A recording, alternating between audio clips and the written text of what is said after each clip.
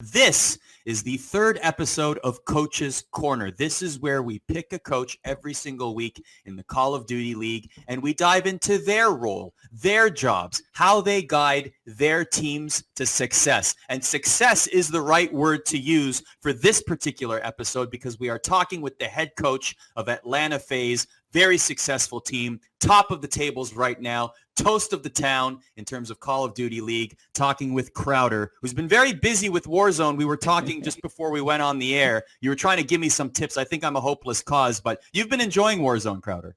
Oh, absolutely. I did not expect it to be as fun and addicting as it is, and I've been in love, literally in love. I haven't felt like this playing a video game in a very long time, and it's been awesome, man. So awesome. I didn't ask you off camera, but I definitely need some help. I was joking that my Gulag record is like 5 and 600. What is my strategy? Do I rush or do I camp? Oh, man, that's a tough one. It depends on your play style. Personally, if you're trying to just like play it smart, like if you spawn like back left or back right, you push up like 10 steps in front of you and there's like a wall usually. And you sit at that wall and you can see if they cross right and you wait like 2 seconds until you get your stun grenade or flash grenade, whatever it is. Wait until you get that, and then usually if you don't see them cross in time, they're not playing it aggressive. So then you either like peek to your left, throw a grenade, like a stun grenade. Hopefully you hit them with a stun, and then you rush them. You know, okay. It usually secures you a win more than often. That's why those stun grenades are there. So yeah, if you want to fix that Gulag record up a little bit, that's definitely what you do. That's the way to do it. By the way, I'm monitoring Twitch chat. If you got any questions for Crowder, feel free to throw them in Twitch chat, or you can respond to the tweet that just went out with the live video. I'll be monitoring that as well. So obviously extraordinary times. Let's just start with how you're doing. Are you and your friends and team and family safe, healthy, happy? How is everything? Everything's good, man. The team's all out here. We're doing well. You know, we're just doing our thing. We're just doing a lot of Call of Duty, which is a good thing. But yeah, no, we're staying safe. We're just trying to do our own thing, just stay safe and just have some fun with it. Obviously, it's a weird time for the world, but even my family back in New York, I FaceTime with them all the time, make sure they're all right. And they're doing well. Everyone that I know is in a pretty good spot. I've been checking up on some of my friends, my girlfriend and everything, but everything's good. And it's a blessing to say so far. Good to hear. Good to hear. Hope that continues on as we go through these extraordinary times. What has practice been like? Like, has it changed at all given the circumstance we're in? We're still uncertain, at least publicly, what the Call of Duty League might look like, what the schedule will be, etc. How has the practice schedule been like for the FaZe? So right after LA, we were going to plan on taking some time off just because we've been putting a lot of work in, obviously. We fell a little bit short, but it happens when we wanted to take some time off, reset. We don't want to overwork ourselves. And then once it got announced that it was all going online, we all kind of knew, right? You know, it had to be, it's better safe than sorry. You can't do anything about it. You can't predict it. You can't plan for it. So we were all a little bummed out, but the practice has been pretty much the same. We just want to stay on our schedule, stay on what we've been doing before, even the Minnesota event, then LA and Atlanta, and nothing's changed too much. We're in good spirits, patiently waiting for the schedule to be announced, because once that gets announced, that's when like the scrims become scrims. You know, like right now we're kind of staying on top of our game, still working on VOD review and all that, but once we know like the next time we're going to play, that's when like you really, really start getting into it, you know, like where you want to, you know, like by this date, you have to have everything down. You have no mistakes here. You have to be the best team you can be by that date, because that's when you're playing. That's when it all matters. And that's when the seeding points and all this stuff for the league kind of resumes. So just patiently waiting, but the team's in good spirits, been playing well, you know, just working on their thing. I do want to get to the LAN results in a little bit, but I want to ask you, and I'm asking your opinion on this. If and when Call of Duty League resumes in an online format, how would you like to see the schedule unfold? Man, I don't know. So I've had like kind of talks with a bunch of people just like messing around, and I feel like it's just best if they were to just keep it the same, right? Like you have your online events, which were all supposed to obviously be LAN events. Now they're all online. So the Dallas event is the one that's coming up next. Just kind of keep it the same, 8 teams, even though like 4 teams will sit out, and just keep it the same. Just everything's online, you know, just nothing drastically has to change. I understand that since it's online, you can do 12 teams. There's no traveling issues anymore. But I feel like just keeping it consistent and nothing else changes, because there have been already events with 8 teams where other teams had to sit out and stuff. Like, I don't know. I feel like it's just easy if you just keep it the same, consistent, and everything goes online. I know there's some excuses here and there where online is not the same, yada, yada, yada. But like realistically, from coaching now 2 teams from 100 Thieves to this team on Atlanta FaZe, I can tell you like statistics and a bunch of other stuff, like most teams are the same. Like when my team was doing really, really well online before the event, we usually go to the event and do really, really well, right? And vice versa. If we're doing bad, we're usually bad at those maps on land too. So nothing changes too much, just patiently waiting. Hopefully they keep it consistent and we're just ready to go. The other coaches that we've spoken to, we spoke with Sender and Saint of the Huntsman and Rocker respectively. They said that if it's going to go online, they, as a coach, from a coaching perspective, they would prefer to have time in between matches, whereas the players would probably just like to get as many of them done as possible. Do you agree? Would you rather the schedule, even if it's a tournament format, get spaced out over a few days?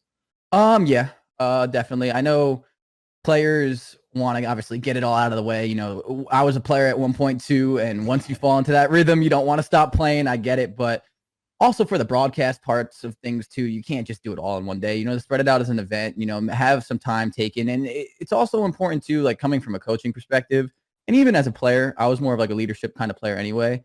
You're going to have a day where I don't like having one day events, because if you do, say you have that one bad day, and everyone has them, trust me, everyone does, no matter how good you are, you're going to have that bad day. If it happens to be that day, you can't do anything about it. There's no resetting, right? So you can have a bad Friday and then have a good Saturday, you know, and like you can have that time to talk over with your team, and everyone's still relatively in the same location. And even if you're not, you guys can all hop in a call on TeamSpeak or something and figure it out, you know, like what's going wrong? Why are you frustrated with this? Why are you having struggles with this? Like, why are we playing this map poorly in like situations? So I think having that time in between is important. I think being able to reset and talk as a team goes a long way. And I think that's definitely important for the game. Well, speaking of time between, that's exactly what Minnesota had in between two epic series with your Atlanta FaZe in your hometown, Atlanta, and then Los Angeles. Two great series. They went to the limit, both of them. When you look back on that, what are your biggest takeaways, particularly from the Los Angeles series? Oh man. So going back on that, they're just, first of all, I like stating this about the competition that we play, because some people obviously don't. It's Minnesota's a great team. End all be a period. They're a good team. They have taken the most maps off us, obviously, but overall they have good players. They have a great coaching staff. And I know I say this a lot, but I feel like it's never said enough, right? I think they deserve a lot of credit for how well they've been playing this year. I think a lot of people count them out, and I've talked about it multiple times on different podcasts. They're just a great team overall. We came out and we were playing well. I know that first cave like reset, like the whole mishap that happened was tough on us, but there's never an excuse there. And we just didn't finish it out like when we needed to. We had that cave in our hands for a little bit, and we made a few mistakes. And when you make a few mistakes on the Ramaza hardpoint and the cave hardpoint, if you don't clear it out there, you're going to lose. This is a good team, right? You can't afford, like, all 12 teams in this league are good players. They're good teams. They have good coaching staffs. And when you make these mistakes, these teams are going to capitalize. And we made a few mistakes that I can't really go too far into, but we messed up, you know, and it happens. And you can't, it's single elimination. You can't win every single tournament you go to. And the team kind of understood that. And after that, we took it away. It's like, all right, well, you know, it happens. It happens to the best of us, and we're going to go back. We're going to see what we made wrong, and next time it happens, we're not going to do it. And that's exactly what we did. In particular, on hardpoint in those two series, Minnesota, I believe, took 3 of the 4. Is that a trend? Is that worrying to you? Like, how do you digest that as a coach? I wouldn't say it's worrying to me. They're like I said, they're a great team, and when we scrim them, we have had days where we have absolutely played like fantastic lights out, right? And then they have scrimmed us, and it kind of goes back and forth. It would be a little bit more worrying to me if the wins were like absolute dominance where we had no chance, you know, like the Ramaza hardpoint was I think we would have won that Ramaza hardpoint if we stayed on that hill at the end when Celium went on that crazy streak. If we didn't rotate early thinking that like we needed to get to the next hill, which one of us should have done already, I think we would have won that game. If you like count down the time, it would have been a really, really close one, but still like we could have won that. So it's not like these hard points are being blown out of proportion where we have no chance. We just have to just tighten up our game when we play them, man. Like they are probably one of the most fundamentally correct teams when you play against them. And we just can't afford some of these silly mistakes that we make. And we're just going to keep, obviously, in these practice days, go over and make sure we become as close to perfect as we can get. Take me into the moments after the last Minnesota series. As a coach, now your team just lost. They're off stage. What kind of conversations are you having with them? Are you playing the role of a mentor here? Do you have to boost morale? Like, what was that like? Man, I'm not going to lie. So Simp and Abizi, them alone, I don't think there was like some stat, I don't remember it specifically, but they haven't lost a LAN series like since like June of last year before this, what I'm saying, before this event. And it's nice to see someone lose eventually because you like as a coach, I've never seen these guys lose, right? These like I never coached these players other than Priesta. I've known Celium from teaming with him. Major Maniac was brand new to me. I never coached him, never played with him. I've known him for a while, but I never had like that experience. And the same thing with the other two. So it's like I wanted to see how they react in a sense. I didn't want them to lose, obviously, but like seeing how they reacted was actually really, really impressive to me. We had a great talk after. No one was really that upset. Like, well, we were bummed out we lost, but for being a young team, there was not a tilt. There was not a doubt in anyone's mind that we're still one of the best teams in the world. And we know that we can come here tomorrow and win the event, like they were heads up, heads held high. And I was more of like a mentor in the sense of that, but I didn't even have to be, man. Like these guys on my team are so mature about everything. They're so humble in the sense of like their gameplay too. Like they don't point fingers. They understood like what needs to be done the next time we play. And they were really just really mature about it. And that was a awesome thing for me to see as a coach because I've never seen these guys lose yet. Like they were unstoppable and to see how they handled it shows you how much of a bright future all five of them really have. Like it was incredible stuff. Like being at such a young age, I'm going to talk from personal experience. If I lost a series like that, I am angry. You know what I'm saying? I'm angry. I'm tilted. And it's annoying, especially when I was 18, 19 years old. But they did a great job, man. They did such a good job. I couldn't be any more proud of how they handled it and how like they recovered right after. They bummed out, yes, but everyone's going to lose, man. And when it's really how you handle these losses shows you how long your team's going to last, how well you're going to do in the future. And they did nothing but impress me on it. If I recall correctly, I think you said something similar about the last series in Atlanta where your team was down 2-0 and they just rallied. They were able to like not get phased in that, pardon the pun, in that moment, right? Like they rallied very well and they pulled off the reverse sweep. And we'd never seen the team bleed up until that point, right? Like this was the first adversity we really saw Atlanta see all season long. And they carried it very, very well. I think you mentioned that on a podcast or something. But like, how impressive is that? Because this is a young team, right? You have the youngest average age team in the league. And you have players who, some of them only played, one season and had very successful seasons. So like they've only known success. And now they're facing a little bit of adversity, not having lost in how many lands, like you said. Like, where does that come from, in your opinion? I don't know. I mean, honestly, my one worry this year before like when the team was settled and what I'm saying is like there was a lot of criticism on our team. We didn't have an AR, we didn't have an in-game leader, yada yada yada. Right? And the one thing that I was worried about is what we're talking about now is like how they handled losing, like how they do all this and like where it comes from. Are they going to handle like every team, no matter who you are, how good you are, is going to go through a rut. It's esports. I've been a player for years. I was a pro for about 10 years. Mm-hmm. No matter how much talent you have, eventually you're going to start kind of sloping down and then you're going to have like, it's all about how you bounce back. Like we were just talking about. I don't really know where it comes from. I'm gonna go with great parenting. Honestly, all the way they handle so many situations is super impressive to me.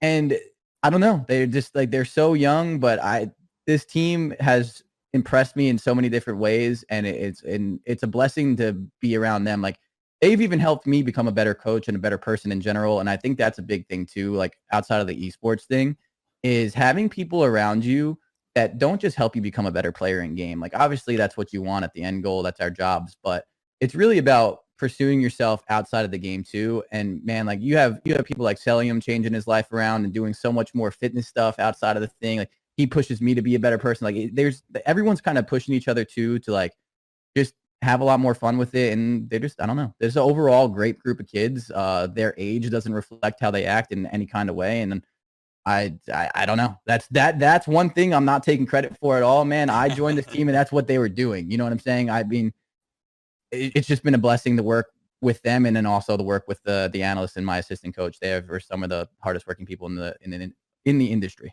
So you are in a unique situation in the sense that you are dealing with a team, and take me back to when you were organizing your thoughts on how to approach coaching this team. This is a young team. Like I said, the youngest average aged team, and in many ways also less like overall pro experience than some other teams, definitely like Chicago and Dallas, etc. Right? So how did you approach the philosophy of coaching a young team like this? Oh, man. So the one thing I do know is having my assistant coach has been the key for me this year, with the coaching and everything. He's been nothing short of absolutely amazing. And approaching this team, I knew one thing is that this is probably one of the most talented rosters Todd has seen in a while. Like they're really good. Obviously, there's plenty of other ones. I'm not down crediting anyone. And no, but I wasn't gonna go to Simp and be like, hey man, like I'm gonna teach you a thing or two on how to play the game. Like now, Simp would have laughed at me. You know what I'm saying? Like that guy, he's a generational talent. So it's like you have all these guys where I'm not gonna teach them how to be better players individually because they're all super super talented. Of course, I could sit down and watch their gameplay over if they needed to, but that's probably the one thing I wasn't worried about. My thing was just making sure that they're on top of themselves in the sense of small talk, communication, getting along with each other, not pointing fingers. It's more of like an attitude thing for me with them, right? That was what I was worried about. That's what I really wanted to approach. I wanted to make sure they were on top of their game in that aspect because I think a lot of teams are their own worst enemy, and including myself, I was probably my own worst enemy as well as a player, and that's something I would always want to make sure the players that I coach don't become. And pointing fingers, getting frustrated with each other, tilting on that set, that's when your team really starts to go downhill. That's when like the chemistry's off and this guy doesn't want to play with this guy. You start not putting effort in the scrims and all that. That's where you really, really go down. And that's when your team starts to crumble. So that was kind of my approach for this team, was to make sure everyone is staying on top of themselves as a person, not just a player. And that was like the easiest thing with these guys. And I've been just blessed for it. My assistant coach does a lot of work in game. He's probably one of the smartest people when it comes to how to play the game. So he's like the perfect duo for me as well. Like I think I know Call of Duty pretty well, but he's done such a good job of learning how to manipulate spawns, how to do this and that in the game. And he tells them, and then like we kind of just work off each other. I don't know. It's been really, really easy so far. This is a question from Twitter, which I find very interesting, and feel free to tell us as much as you are comfortable telling us. This is from Fundamentally, who says, what is your process to help notice and fix gameplay mistakes? How do you bring the team together when they have bad maps? So like, as much as you're willing to tell us, like the communication that you have established between yourself and the players, how do the styles differ from player to player? So having a bad map as a team, right? So most of the time, if you're really, really good at one map, right? You're like, say it's like Hackney Yard Hardpoint, for example. If that's your best map and you're 25-1 in it, you never lose it.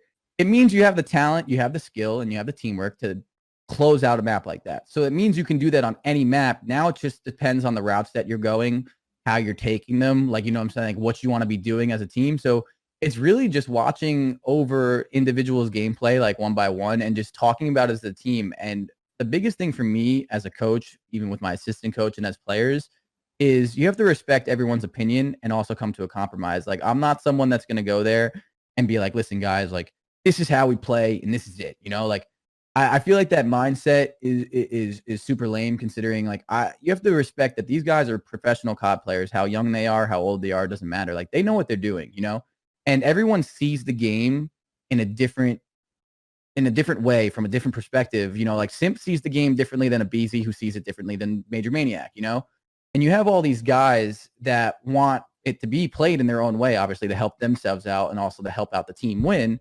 So you got to kind of hear everyone's thoughts, like get them all out in the air, like have an open discussion, right? Like if I think this guy's doing something really stupid, I want him to say it flat out, get it out in the air, and then let's talk about it. Why is it stupid or why is it not? And then when everyone has the conversation, we get to one conclusive idea of like, all right, guys, on this hill, this is how we're approaching it when we're holding. This is how we're approaching it when we're not. And that's what we're going to practice. And like for that day or two of practice, we're going to go into it, and that's what we're going to work on. And you got to take every day, one day at a time. Like there's going to be scrim days where you get on and it's not going to work, and be like, all right, guys, this isn't working anymore, and then fix it up. So it's just really respecting the people around you, hearing everyone else out, and actually hearing them out and seeing like what they want to do, and just coming to that compromise of what's the best overall thing for your team, like what's going to work for our team, not that team, because that team doesn't have our 5 players on it. What is going to work for us, and how is it going to work out the best for us? So I think that's a really big thing for us. I think a lot of Call of Duty League fans are asking right now, what is going to work for teams as we move to a online format? Again, we don't have any public information on a schedule or what a rollout will look like. All we know is that the games are going to go online for the remainder of the season. So this brings me to a question from Twitch chat from Wheel to Wheel, who says, with the new schedule, will it almost feel like a season reset? Every team has had a small taste of CDL games. They've had time to reanalyze their rosters. The game has gone through a small meta change, etc. So almost like a new season. Is that accurate to you? Yes, I can definitely see where he's coming from with that. So the one thing I will say is teams that were struggling, it's definitely a good thing that this break happened, right? You know, like they were struggling, they weren't playing that well, and now they've had some time to hopefully, you know, sit back down and like get on the same page and realize, all right, like this is a reset now. We can do this even though it's online. I think going into this reset though, it's more or less like I feel like it's going to be a lot of the mental side of going online. I think a lot of people can take this as like it's going to be online and you can go two ways with that. Make the excuse for yourself where your team's not good online, blah, blah, like we suck online and blah, you know what I'm saying? And like that's going to really hurt yourself, or you can kind of go into the season with the right mindset of you can't do anything about it. And we're going to do our best to obviously make adjustments, figure it all out, and kind of start this like newer season out like hot. Obviously, the standings are still there, and it's not a new season, but there's definitely this big break has definitely had a meta shift. A lot of teams have obviously caught up that were a little bit struggling. Some of the better teams have now even got more farther ahead. It just really all depends. Some teams had roster changes. So it's definitely a little bit of a reset, but at the same time, it's still the same game. It's really just going into this new season or this reset online to just with the right mentality, in my opinion. How confident are you in your team as we move to an online format? Confident. I wouldn't have been any more or less confident online or on LAN, to be honest. I've seen my team play online and they're great. I've seen my team play on LAN and we've seen some of their greatness as well. I personally am a big believer of it's kind of hard for me to even say I'm a believer at this point, just because I've seen statistics. I've seen Simps KD. I've seen the BC Major Maniacs, Hellion Priest. I've seen all their KDs online. I've seen them on practice. I have their statistics, right? And I've seen their LAN KDs. Not much changes. You know, it really doesn't. Like a lot of these servers that you play on and a lot of these things that you do, I'm telling you, the ping, yes. Is there going to be a little bit of an advantage here and there? Yeah, but most of the time, the better team still comes out with the win, even in online scrims, even when it goes down to it. So I don't really think much changes unless you let it affect you and you let it change. There's going to be times where you get on and obviously you might actually have some issues that are causing you to play worse. There is internet issues and you can never just count that out. But most of the time, a lot of it is just having that excuse, that cop out of, hey, this is online, don't worry about it, which is a very lame thing. Like we've showed up to scrims and we've gone absolutely smoked, you know what I'm saying, by teams. And it's not online. That has nothing to do with it. It's just we came to that day with the wrong energy. We played bad and they played better than us. And a lot of people on LAN don't have that excuse. So you never hear it because you can't. I mean, if you're making excuses at that point, you're probably just not that good. So it's just more or less like having that excuse gives a lot of people that cop out, which is kind of lame. And I honestly really don't think that should ever be a thing. And I don't think players really perform that much better or that much worse from online to LAN. I think it's a lot of a mental side of things, just kind of keeping that positive mindset for it. What about other teams in the league, either ones you've scrimmed or not, just scouting reports? Are there teams that you think will have a dramatic change for better or for worse? No. I don't think the online factor will change anything. I know you might get some criticism with Dallas and the Dallas onliners, and people call them that. They just won the last event. You know what I'm saying? Like they just won a LAN event. Yeah, people can also criticize them in the sense that they haven't beat my team or Chicago on many maps on LAN. They still won an event, and the event that they didn't win, they got second. You know, like I don't know. I don't think you're going to see a drastic change. I think when it comes down to the nitty gritty and you're performing and you're playing at this high level, when it's a league match and it's not an online scrim, it's a different situation. It's a different scenario. And I'm telling you, I don't think there'll be a drastic change. The only drastic change or the only factor that comes into this, in my opinion, is when you have a team now, say like use like a New York. they have a new player on their team, right? They made the roster change. They might have a drastic opinion or a drastic change, but it's not because of online or LAN. It's because now they have a new player. They have a new atmosphere in their team, and like there's a new meta, right? There's been so much time to become a better team with this break that if you use this time to become that better team, that's when you'll see the drastic change. When you have better practice, better attitudes, better mentalities about things. Not, hey guys, it's online, now I'm better. No one is that much better online than they are on LAN. It's if there are statistics for that, usually it's a comfortability thing. But most of these pro players, man, they've been doing this for years. Like you're gonna tell me that Clayster and Crim6 are getting nervous on LAN? No. You know what I'm saying? Like it's just people have obviously their banter about people, but I don't think that will actually be a genuine factor on teams being worse or better. One last question for you from the chat, and we appreciate all the questions that you've thrown into chat and watching Coach's Corner here. This one from Leafy Season, who says, what impact does your analyst and assistant coach have on the players as well, and how do you guys all work and see the game on the same page? Okay, that's a great one. So first of all, I know I've mentioned it multiple times already, but I really do want to mention it again. My assistant coach and my analyst, we'll start with the analyst. He had I never had like an analyst as dedicated to analyzing everything, a full-time analyst. I had one on 100 Thieves and he was great and he helped me out a lot, but he wasn't like full-time onto everything just because it just wasn't at that time as developed as it was now. And having him just be able to break down things, show me statistics, show me like what we're doing wrong, and just like on paper, you can see on this hard point, we're only getting 20 points average on this hard point. What are we doing wrong? Then you can kind of go back and watch it. All right, well, we're doing this wrong, obviously, or we're not doing anything wrong. And that's just the way we're playing this specific hill leads into that specific hill. There's so many more conclusions you can come up with, but that conversation never happens without having him do all this behind the scenes work and just be so talented at his job and so helpful with all of us and the players too. Like he always goes to the players. He'll watch VOD reviews with us every once in a while, but he does a lot of VOD watching and helping us. And he makes me, my assistant coaches, and the players' jobs so much more easy than we think. And I could even say it from my, I was thinking about it the other day, which is so funny. That's why it's like great that we're talking about it. He is an absolute blessing to our organization. He's amazing and he makes it great. And then moving on to our assistant coach.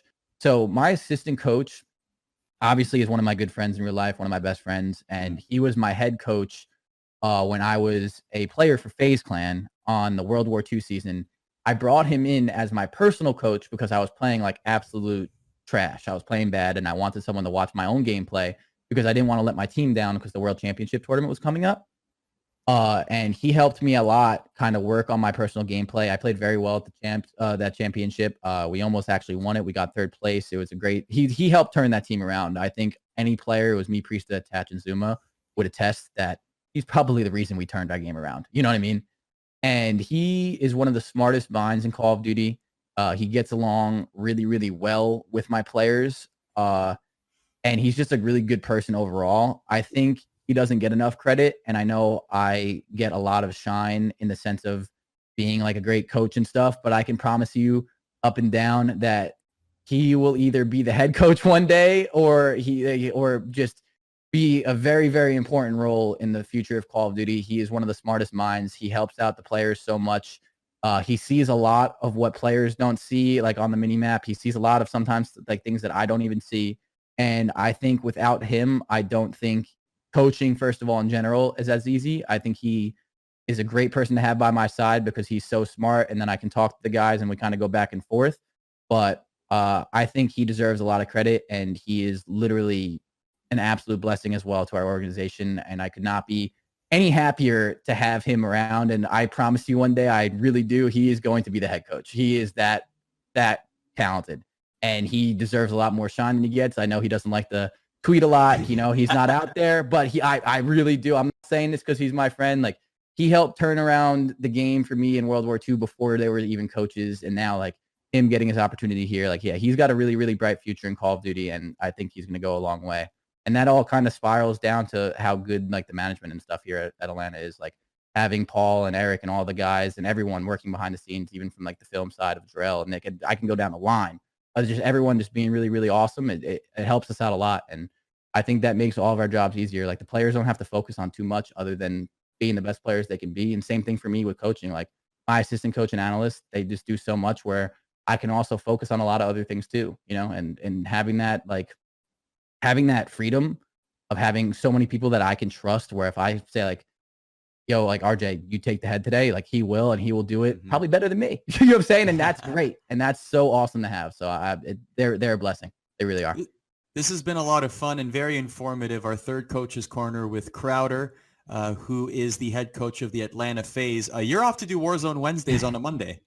Yeah. I don't know. I don't think a single Warzone Wednesday has happened on a Wednesday, but we're doing it. We're doing the thing. So we're going to have some fun with that as well. It's always fun to produce. Me, Nick Merckx, and Swag. Nice. We've got 3 FaZe players, so it'll be some fun. I like those guys win. a lot. Thank you. I appreciate that. Hopefully. So this has been Coach's Corner. Speaking of wins, that's what Atlanta FaZe does. Only one setback so far, but still at the top of the tables in Call of Duty League. Crowder joining us here on Coach's Corner. Thanks a lot for your time, my man. Yeah, no problem. Thank you so much for having me. It's been a pleasure.